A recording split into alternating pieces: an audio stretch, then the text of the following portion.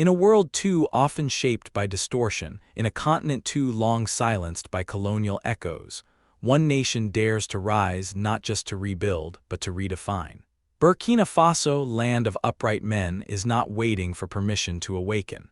And today, its leader speaks not only to his people, but to the global African family, to those who have returned home, to those who have chosen to stand with Africa's resurgence. This is more than a welcome, it's a call to arms for unity, for truth, for economic sovereignty. Listen closely, because this is not just about Burkina Faso. This is about Africa's future, and it begins now. Bonjour, camarades, bonjour, chers frères et sœurs. Hello, comrades, hello, dear brothers and sisters. Welcome home. This morning, I wish to express from the bottom of my heart, thank you for taking time out of your busy lives, for investing your energy to travel from the land of upright men to return to your roots, as we say in English, back to your roots. Thank you for coming. You have shown us brotherhood, you have honored us. And I pray that God continues to bless each and every one of you, granting you health, strength, and the resilience to keep returning to your sources. Among you are elderly individuals, some very old, who, despite the burdens of age, journeyed here with you. To them I say, thank you infinitely and sincerely from the depths of my heart. May God continue to comfort and sustain you. I have followed your entire stay among your brothers here. Every evening on television, I try to see what activities you've engaged in. I can honestly say I am deeply pleased by all you have already discovered. But I pray that time remains on our side, that you may return again and discover even more about Burkina Faso. Indeed, many were discouraged from coming to Burkina Faso. You are now our ambassadors. And I believe you are best positioned to help others understand that Burkina Faso is far removed from the image Western media tries to paint for the world. Burkina is safe, Burkina endures, Burkina stands tall, and Burkina lives. Thank you for proving this to the world. I also salute you for your determination to stand with us in our struggle, to support your brothers and sisters here in Burkina Faso by investing across all possible sectors. Just yesterday, I discussed with the Prime Minister the matter of permanent residency cards. Yes, we previously set certain conditions for obtaining such cards, including financial ones.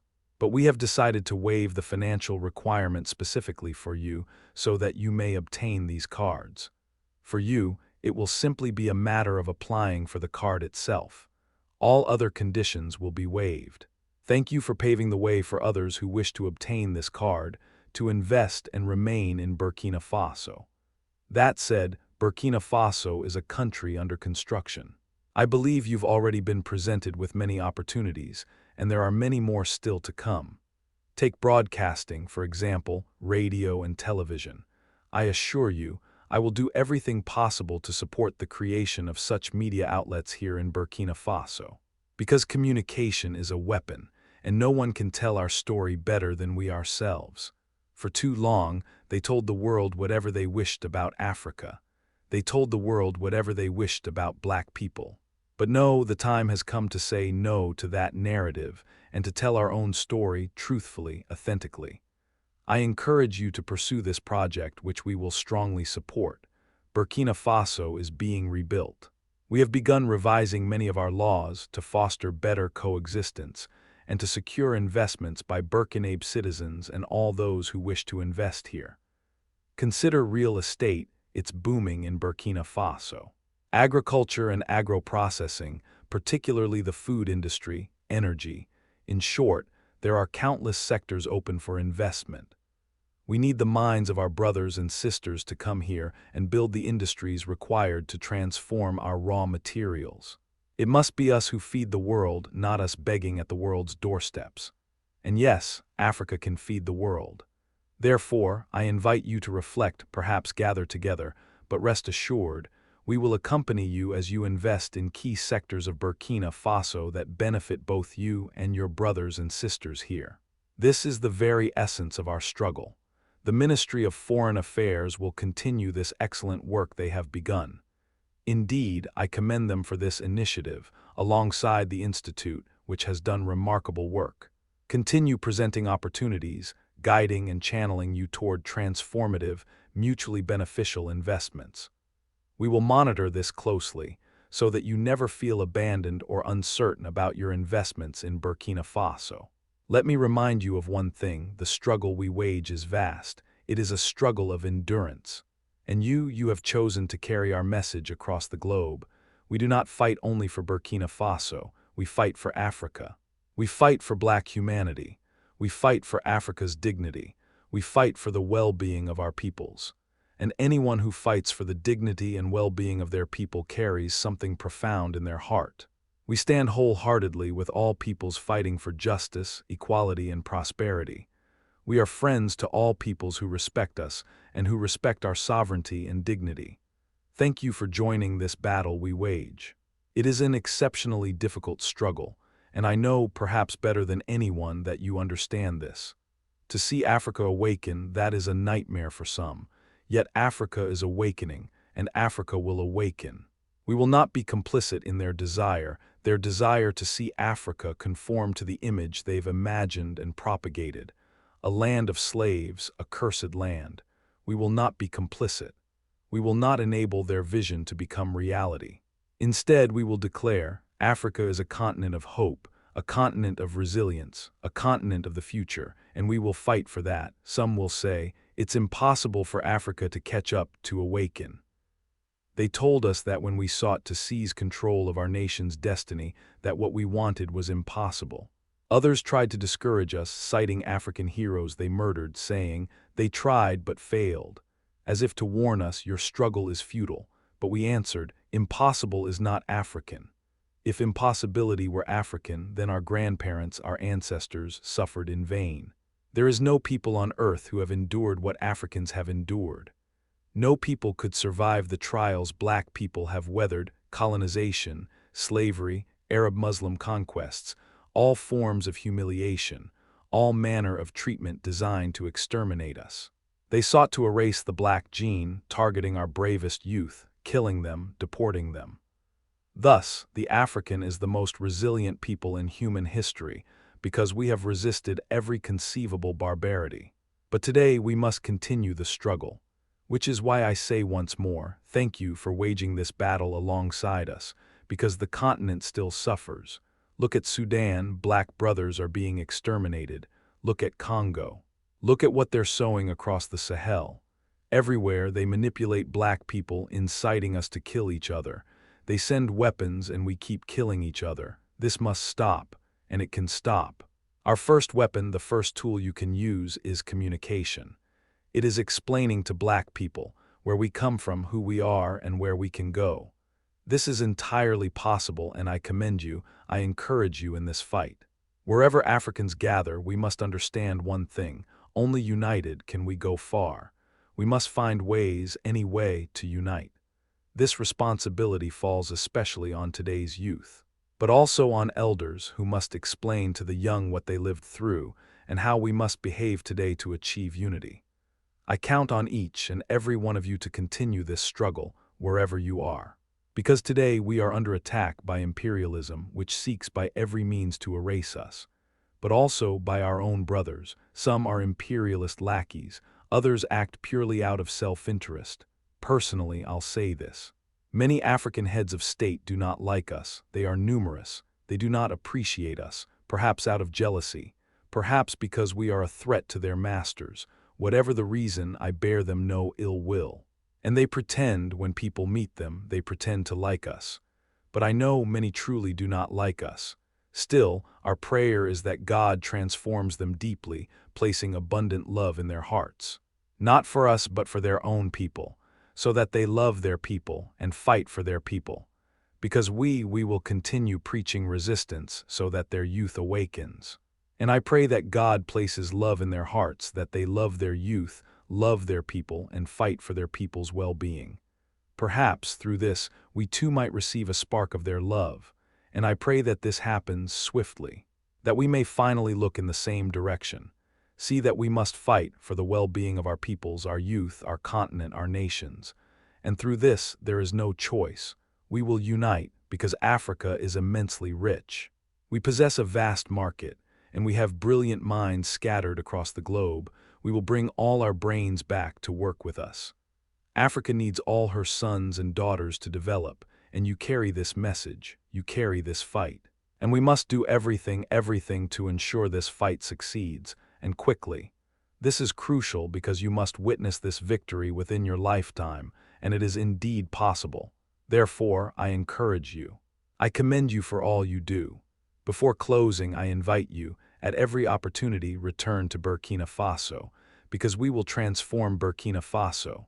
We will make Burkina Faso an example so that the world sees. It is possible. We will rise from this state of war, rebuild the country, make it sweet, prosperous, so that everyone sees. Yes, it is possible. And this will inspire others to walk the same path we tread. Thank you for your solidarity. Thank you for the warmth you brought us. Thank you for the love you brought us. And I pray that you all return healthy and safe, and that you come back to your home, Burkina Faso, to invest and live peacefully whenever you wish. Thank you all. May God guide you. May God bless you. Homeland or death, we shall prevail. Thank you. To the Prime Minister of the Great Republic of Burkina Faso, the entire government of Burkina Faso, to the citizens of Burkina Faso, we want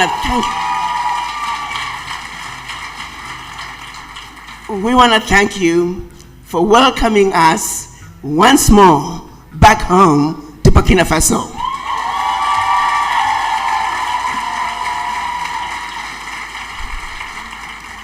We were here last year. There were 130 of us. Mr. President, Captain Ibrahim Traoré, we are back with 4 times that number. In your speech last year, you called all of us to be ambassadors of Burkina Faso.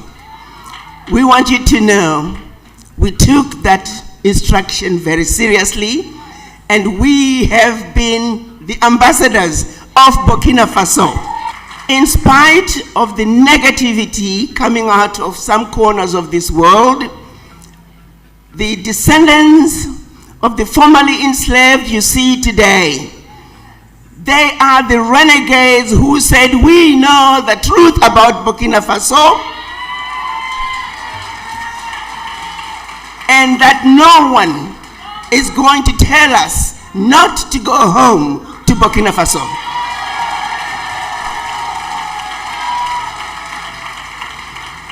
So it is my honor to introduce you to your children in the diaspora, particularly descendants of the formerly enslaved who are here to complete the journey of return on behalf of their ancestors.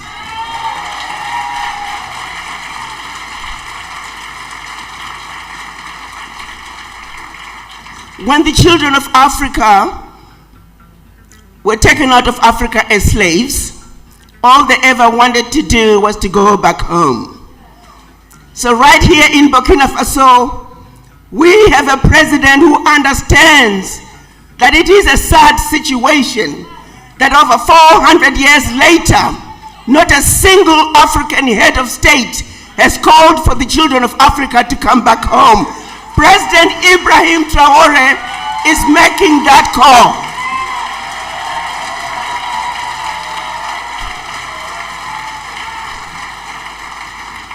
It is here in Burkina Faso that we shall conclude the journey of return.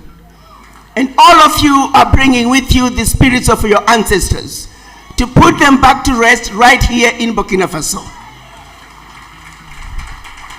So, Mr. President, we're here to show our solidarity with the Sahel nations.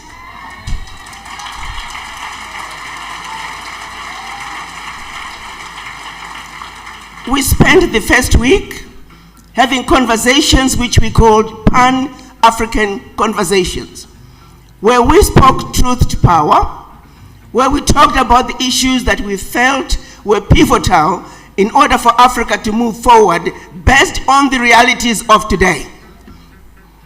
And that resolution that we came up included issues such as discussions pertaining to establishment of a Pan-African television and a Pan-African radio station, which is going to be based right here in Burkina Faso.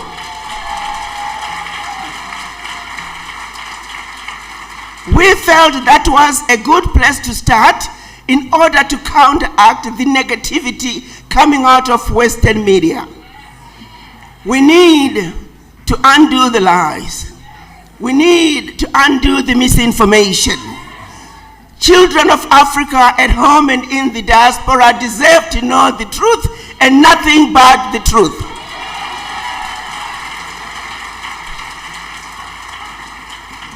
There are many other issues that are in the resolution which shall be presented to you through the Foreign Ministry.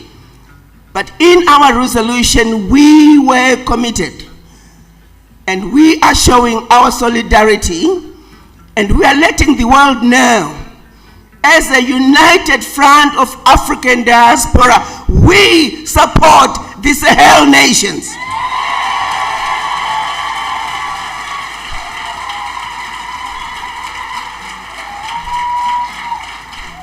The fearless and transformational leadership coming out of Burkina Faso, Niger, and Mali must be supported by any means necessary.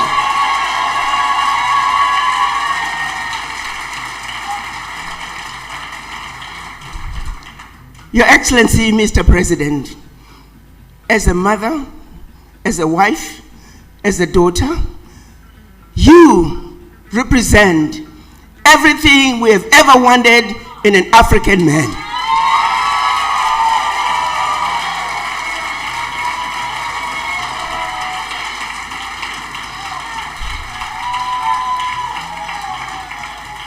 Burkina Faso has shown us the way. Burkina Faso has let us know that the bully can be defeated.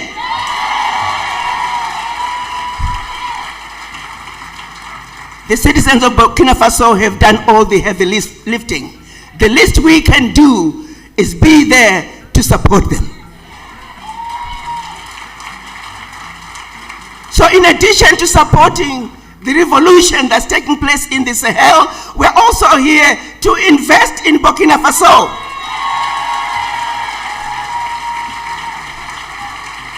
And like Reverend Maponga said, and I hope some of you will find wives and you'll find husbands right here in Burkina Faso.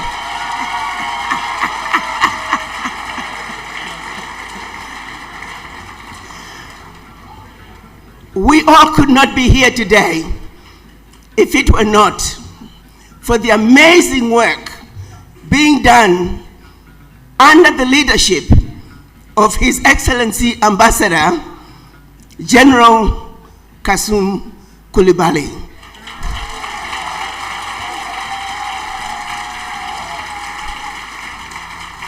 His Excellency Kasum Coulibaly, through the Burkina Faso mission in Washington, D.C., has made all it possible for all of you to be here today.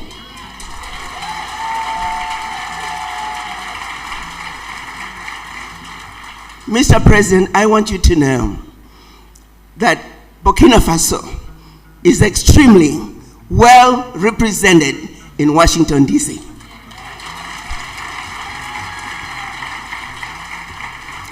And through also from the embassy to the Ministry of Foreign Affairs, our welcome has been nothing but magical.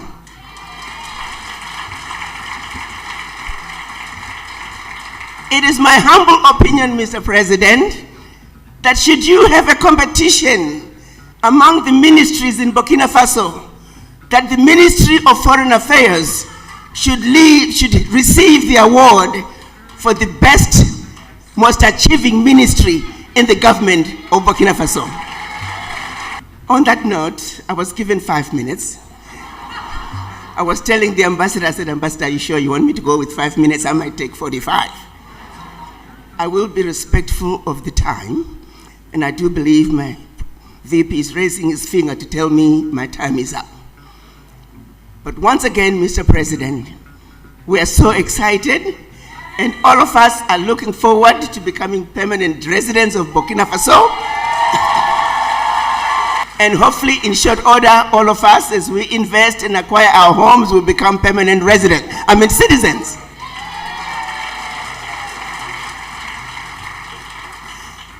Thank you again, Mr. President, for the opportunity to address you.